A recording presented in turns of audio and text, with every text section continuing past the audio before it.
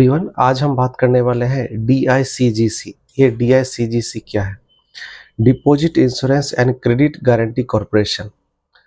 ये जो है ये एक सब्सिडी है किसका? आरबीआई का। इसका मेन जो वर्क है ये क्या है? जो भी डिपॉजिटर है, जो भी कस्टमर है बैंक है, वो जो बैंक में डिपॉजिट करते हैं अमाउंट, तो उस अमाउंट पे जो है आरबीआई जो है DICGC के थ्रू से इंश्योरेंस कवरेज प्रोवाइड करते हैं। Means in the case of जैसे बैंक का कोई रेस्ट्रिक्शन इम्पोज किया गया हो, या बैंक कोई जो है बंद हो गया हो, शट डाउन हो गया हो, या बैंकरप्ट हो गया हो, तो उस केस में क्या होता है, जो हम डिपॉजिट करते हैं बैंक में, तो उस पे हमें एक इंश्योरेंस प्रोवाइड होता है। किसके थ्रू से? DICGC के थ्रू से।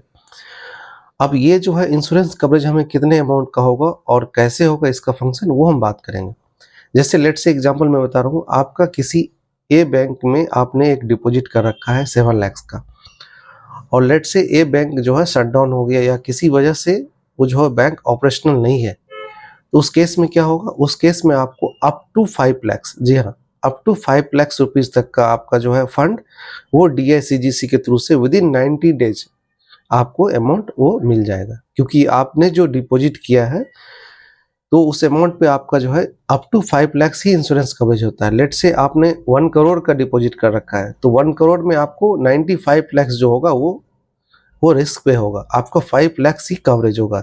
मीन्स DICGC जो है आपका अप टू 5 लाख ही आपका ये कवर करेगा।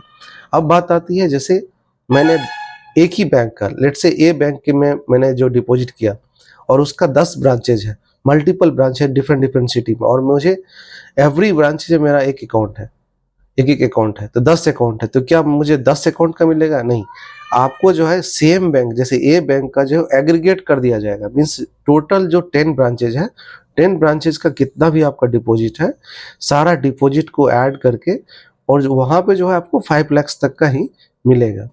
नेक्स्ट बात आती है, जो क्या ये जैसे मेरा ए बैंक में है, बी बैंक में है और सी बैंक में, एग्जाम्पल बता रहा हूँ, तो क्या मुझे सिर्फ एक ही बैंक का मिलेगा? नहीं, आपको तीनों बैंक से मिलेगा। जैसे ABC डिफरेंट डिफरेंट बैंक पे जैसे आपने डिपॉजिट कर रखा है 10 लाख 10 लाख 10 लाख 30 लाख का कर रखा है, और आपको जो क्लेम जो होगा वहां पे आप जो क्लेम अमाउंट कर सकते हैं वो आपको 15 लाख होगा, 5 लाख ईच बैंक। मीन्स मैंने प्रीवियसली क्या बोला, यदि सेम बैंक में हो तो आपको up to 5 lakh, but different different bank में हो तो डिफरेंट डिफरेंट बैंक पे डिफरेंट डिफरेंट अमाउंट 5 लाख करके आपको ये एप्लीकेबल होगा। अब नेक्स्ट बात आती है जिसमें किस तरीके का डिपॉजिट कवर होगा।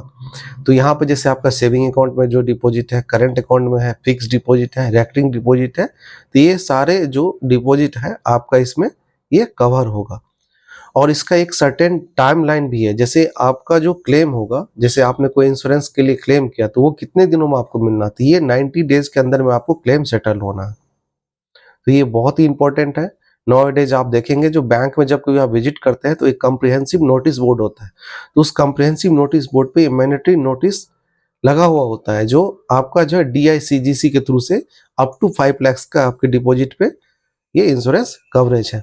तो ऐसे ही आपको बहुत सारे इन्फॉर्मेशन हमारे चैनल पर मिलेंगे। आप हमारे चैनल के साथ जुड़े रहें, लाइक करें, सब्सक्राइब करें। Keep watching, stay connected. Thank you.